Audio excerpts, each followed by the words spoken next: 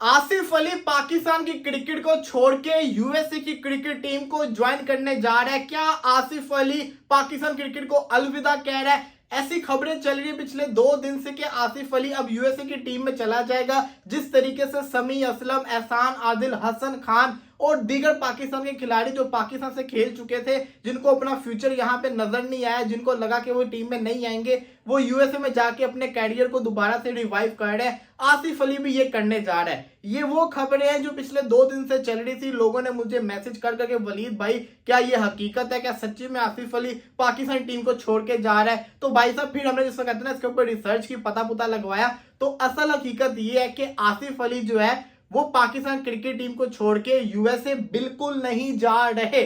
अभी तक के लिहाज से ऐसा कुछ भी नहीं है, ना इसको ऑफिशियल तौर के ऊपर बताया गया। आसिफ अली पाकिस्तान क्रिकेट के अंदर है, डोमेस्टिक रेगुलर खेल रहे हैं, T20 लीग्स खेल रहे हैं, जैसे कि दीगर लीग्स में आपको नजर आते हैं। वो कोई यूएसए के अंदर नहीं जा रहे। हुआ बताऊं क्या था?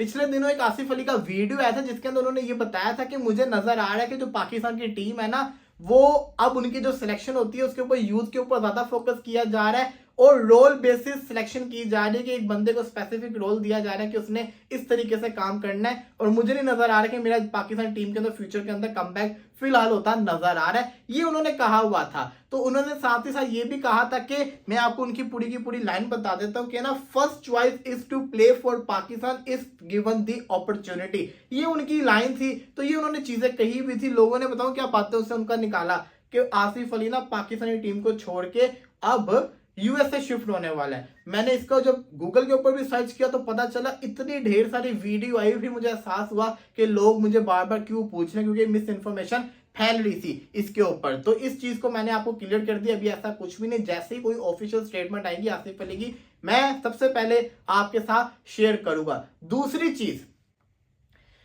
दिलजीत ने हानिया आमिर की सपोर्ट के अंदर बोल दिया। जी हां, आपको पता है कि सरदार जी 3 रिलीज होने जा रही है। दिलजीत इसकी प्रमोशन भी कर रहा है। क्रिटिसिज्म हुआ इंडिया के अंदर इसको बैन करने की बातें आ रही, लेकिन दिलजीत ने क्या कहा?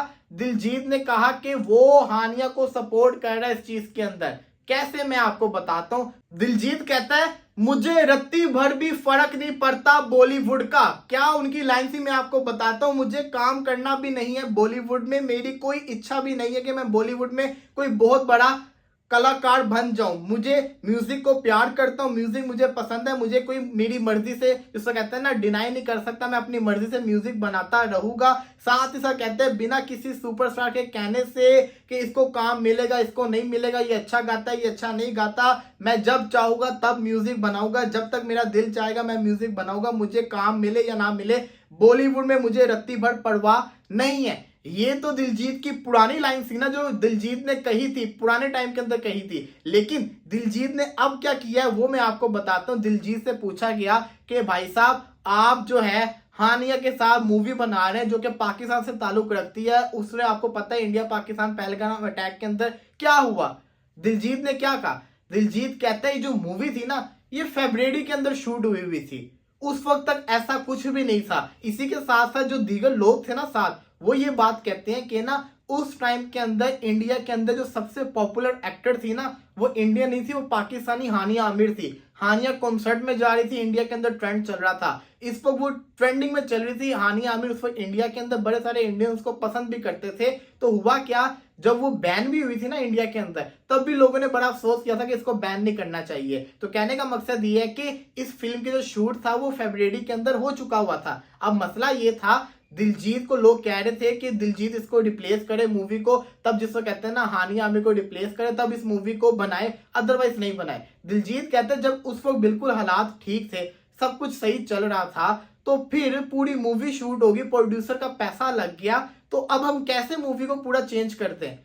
अगर हीरोइन को चेंज करेंगे तो पूरी मूवी दोबारा से शूट करनी पड़ेगी। तो दिलजीत की क्या लाइन थी? कहता कि ना, when I sign the film the situation was just fine, now when the producer want to release it overseas, I will have to stand with them and support their decision. क्या producer को support करना हमारा काम है। फिर वो कहते हैं हानिया आमिर के बारे में, Hania Aamir is good, she is very professional, I don't get involve with any one much, I am a very private person. Diljit के अल्फाज है हानिया आमिर के लिए। बट इंपॉर्टेंट चीज बताऊं क्या, मेन चीज ये है कि यहाँ पे ना लोगों की साइकी की मुझे समझ नहीं आती। शाहिद अफरीदी से जय शाह मिलता है, अनुराग ठाकुर मिल रहा होता है, इसी के साथ साथ ईशान किशन, अब्बास अफरीदी एक साथ मैच खेल रहे हैं, एक टीम में खेल रहे हैं, इंडिया पाकिस्तान एक साथ मैचेस खेल रहे हैं, दूसरे स्पोर्ट्स के अंदर इंडिया पाकिस्तान के मैच हो रहे हैं।